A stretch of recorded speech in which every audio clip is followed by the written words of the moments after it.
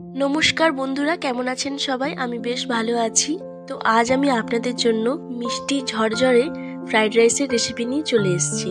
Fried rice সাধারণত দু রকমের হয়, একটা সিজওয়ান ফ্রাইড রাইস যেটা একটু ঝাল ঝাল খেতে হয়, আর একটা হয় মিষ্টি ফ্রাইড রাইস যেটা বেশিরভাগ সময় বাঙালি বিয়েবাড়িতে দেখতে পাওয়া যায়।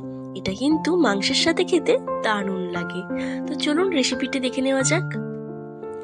দেখুন, এখানে আমি প্রত্যেকটি সবজি কেটে রেখেছিলাম। বিনস, ক্যাপসিকাম, গাজর, মটরশুঁটি সব সবজিগুলোই লম্বালম্বিভাবে কেটে রেখেছিলাম।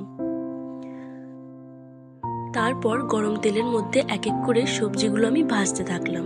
সবজিগুলো খুব বেশি লালচে করে ভাজবেন না, এতে সবজির সবুজ রংটা চলে যায়।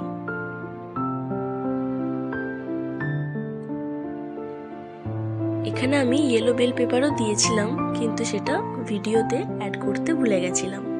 তারপর দিয়ে দিলাম মটরশুঁটিগুলো, আর উপর থেকে একটা ছোট্ট থালা ঢাকা দিয়ে দিয়েছিলাম, কারণ তেলের মধ্যে মটরশুঁটিগুলো পড়লেই একটা কীরকম ফুটে ওঠে। সেজন্য যখনই তেলের মধ্যে মটরশুঁটিগুলো আপনারা দেবেন, একটা থালা ঢাকা দিয়ে দেবেন।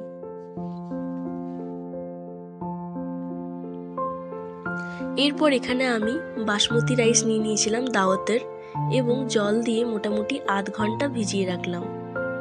এটা কিন্তু খুবই গুরুত্বপূর্ণ, কারণ আপনি যদি চালটা না ভিজিয়ে রাখেন তাহলে আপনার ফ্রাইড রাইসটা ঝুরঝুরে হবে না।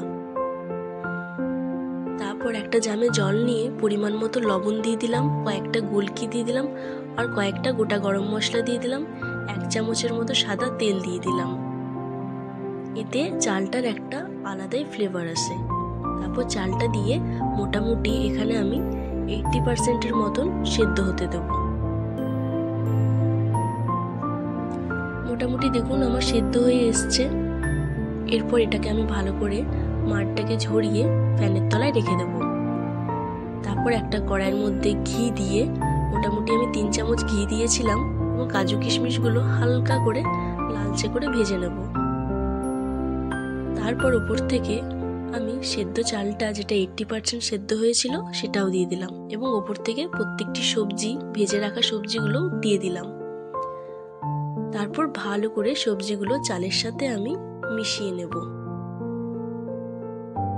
আর অবশ্যই কড়াইটা খুবই গরম রাখতে হবে, তারপরেই ঘি দিয়ে সব জিনিস ভাজবেন, এতে কোনো সবজি বা চালটা আপনার কড়াইয়ের মধ্যে লেগে যাবে না।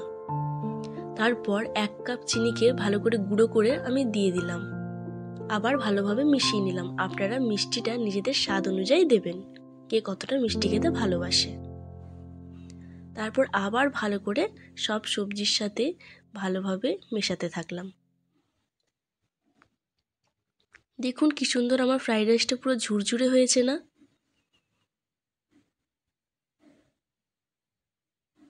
এবং খেতেও এটা কিন্তু ফাটাফাটি হয়েছিল।